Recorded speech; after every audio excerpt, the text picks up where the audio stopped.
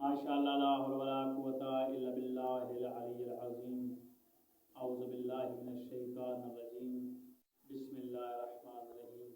अस्सलामु अलैकुम नाज़रीन।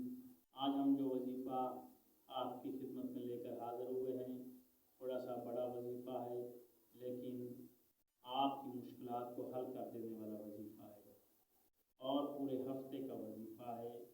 आपने पूरा हफ्ता इस वजीफ़े को करना है।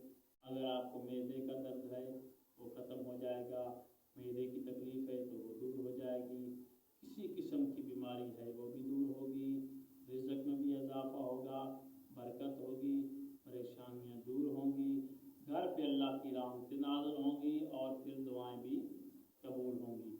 बहुत अच्छा वजीफ़ा है, आप इसको करें। सबसे पहले आपने हफ्ता वाले दिन दरूद पाक अल्लाहुम्मा सल्लि अला मुहम्मद व आले मुहम्मद, इसको आपने 1000 दफ़ा पढ़ना है, यानी कि 10 तस्बीहात आपने पढ़नी है। अल्लाहुम्मा सल्लि अला मुहम्मद व आले मुहम्मद हफ्ते वाले दिन। और फिर आपने इतवार वाले दिन या रब्बिल आलमीन, इतवार वाले दिन या रब्बिल आलमीन 1000 दफ़ा आपने इसको पढ़ना है।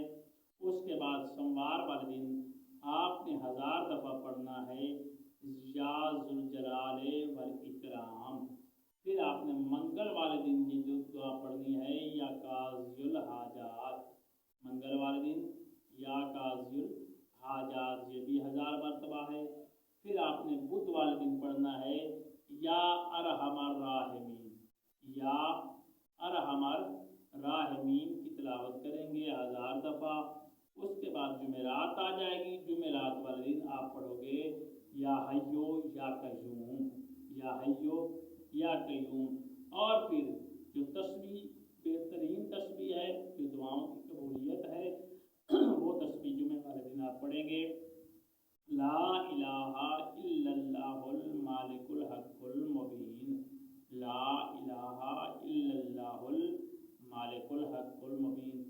ये सारी तस्बीहां आप रोज़ाना 1000 दफ़ा पढ़ेंगे। इंशाअल्लाह अल्लाह ताला आपको कामयाबी अता करेगा।